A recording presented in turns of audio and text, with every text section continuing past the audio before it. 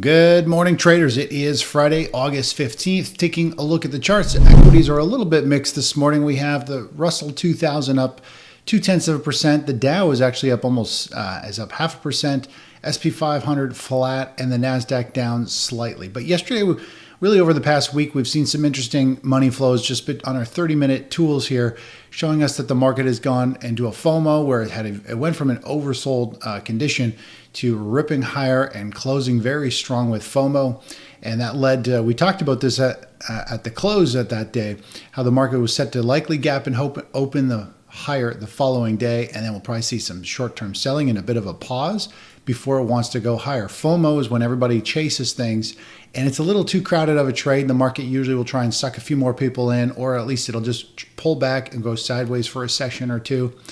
And we saw that again really right over here. We had FOMO this day. The market gapped higher and muscled its way up to the close. And then we saw the following day it gapped higher, getting people in. And then, of course, after usually a wave of FOMO, we see a bit of a pause. And we've had that pause. And what's kind of interesting is we actually had a bunch of panic selling yesterday, which most people, well, I did see fear. This indicator tells us there is fear. I saw fear in our emails. I saw fear in some comments and things like that. So people were fearful and they were dumping shares yesterday. And what's interesting is the stock market really just traded sideways. It held up really well. The S&P 500, the Nasdaq, again, held up very well. Also, I didn't look at the Dow. Let's take a look at the Dow. Dow is a little more volatile. It took a little bit of pressure in the morning, but kind of rallied back up in the afternoon. What took it the most was the Russell 2000. And this is where the majority of emotional traders, well, it's not where the majority of them are, but these stocks are small cap stocks. So they have less liquidity. When there's selling pressure, they get hit harder because there's not as many buyers. So when we have panic selling and we have FOMO, you can see the moves can be a lot bigger because they're smaller cap stocks. They move faster. So they got hit pretty hard in the grand scheme of things. Let's take a look over at, I haven't looked at the dividend stocks in a while. Dividend stocks had a nice pop there. They did have a big gap down yesterday, but they muscled their way back up. Obviously, they're still struggling. When we look at this, I'm not a huge fan of this overall chart pattern. It's a giant, staircase to the downside.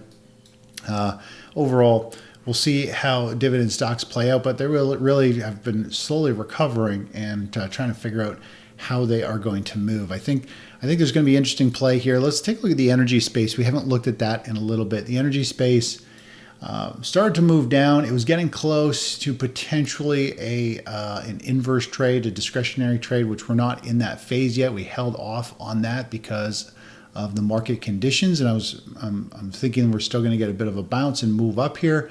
But overall, you can see if we zoom in on this chart, you can actually see we have on our 30-minute chart, we've got an overbought market condition, and we actually have one right over here as well. This red shaded background tells us the market's rallied up, and usually there's a bit of sellers step in and they kind of lock in gains and move back down. And we got red bars, and that's usually what happens when the market gets a little overbought. Sellers step in short, again, very short term. This is a 30-minute chart. It gets up here, and then in 30 minutes, boom, it gets wiped out. Up here, we could see a little bit of selling this morning, but overall, the energy stocks are big dividend play. Let's take a look over the real estate stocks. Excuse me. Real estate stocks aren't performing very well either. They're not the best looking chart pattern. Very similar to the dividend stocks where it sells off, bear flag, sells off, or it's just a big ugly stair step to the downside.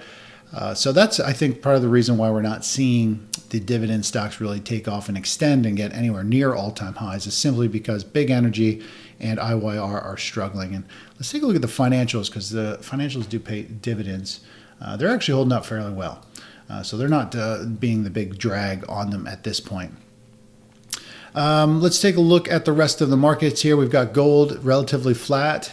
Again, gold, silver, miners, I am bullish on them over the next month or two. I think they are going to move higher, but right now they're still at a favor, and we're not really looking to do anything at that point. Silver down about 0.4%, took a bit of a pullback there yesterday as well. Again, trading sideways, trying to figure out what it's to do. And this just goes to show the volatility in silver. Like, look at the 30-minute chart. It goes from a downtrend, which are red bars, to overbought, to neutral to a downtrend to neutral. Like, it's all over the place. That's why I'm not a huge fan of trading silver unless we're like what I believe in, like a raging bull market for precious metals. While gold has been moving up really nicely, silver and the miners, they're not really full on in the mode that I like at this point yet. But again, there's still, silver's had a nice move up. It's consolidating, chopping through here.